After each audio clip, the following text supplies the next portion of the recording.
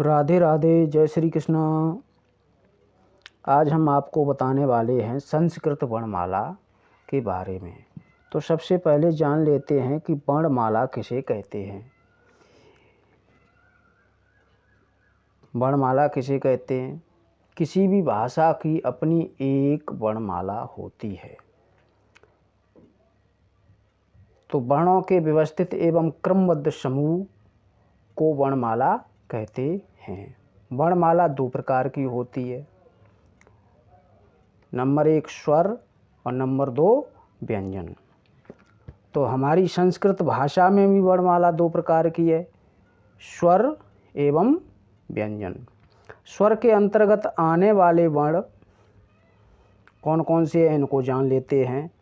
अ, आ, इ, ई, उ, ऊ, रि, री, लृ, ए, ऐ, ओ, औ। तो ये स्वर के अंतर्गत आने वाले वर्ण हैं।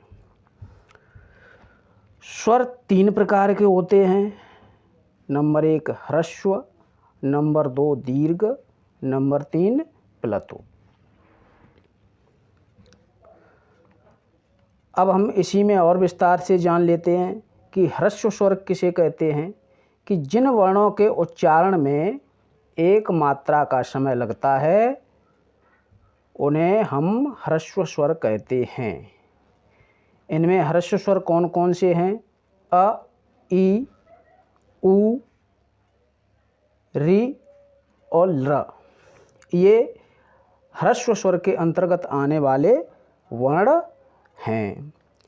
दीर्घ स्वर किसे कहते हैं? कि जिन वर्णों के उच्चारण में 2 मात्रा का समय लगता है उन्हें हम दीर्घ स्वर कहते हैं। आ, ई, उ,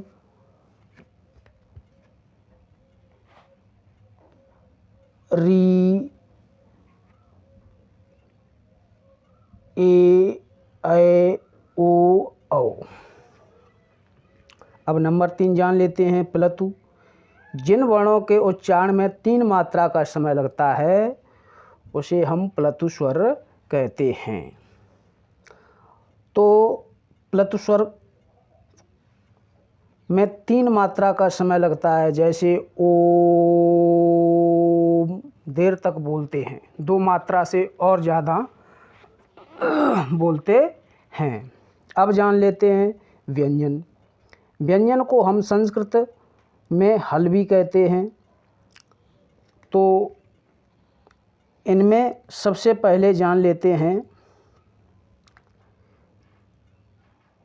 क, ख, ग, घ, ञ, च, छ, ज, झ, व, ट, ठ, ड, ढ, ण, त, थ, द, ध, न, प, फ, ब, भ, म।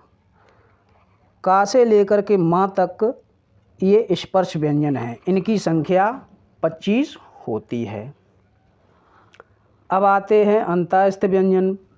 ये 4 होते हैं, या, रा, ला और वा। या, रा, ला और वा। ऊष्म व्यंजन ये भी 4 होते हैं, श, श, श और ह। उसके बाद आते हैं संयुक्त अक्षर। हिंदी भाषा में भी संयुक्त अक्षर होते हैं। तो संयुक्त अक्षर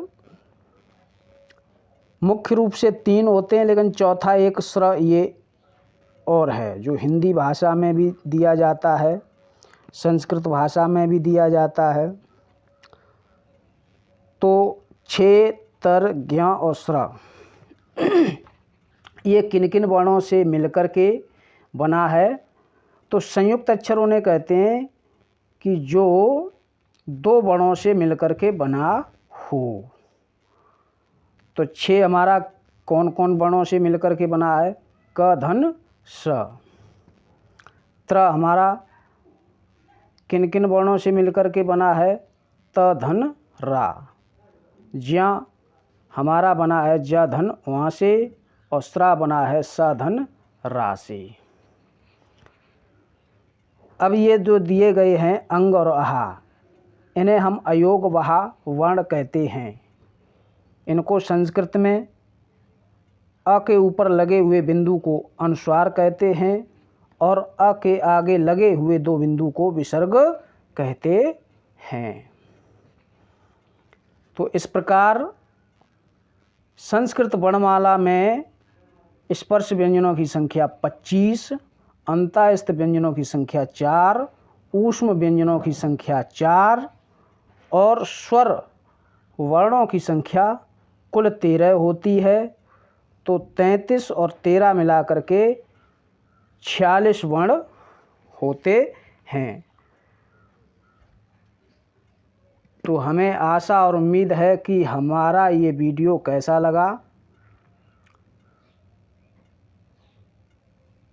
आगे आने वाले वीडियो में हम इन वर्णों का उच्चारण स्थान बताएंगे। तब तक के लिए राधे राधे, जय श्री कृष्ण।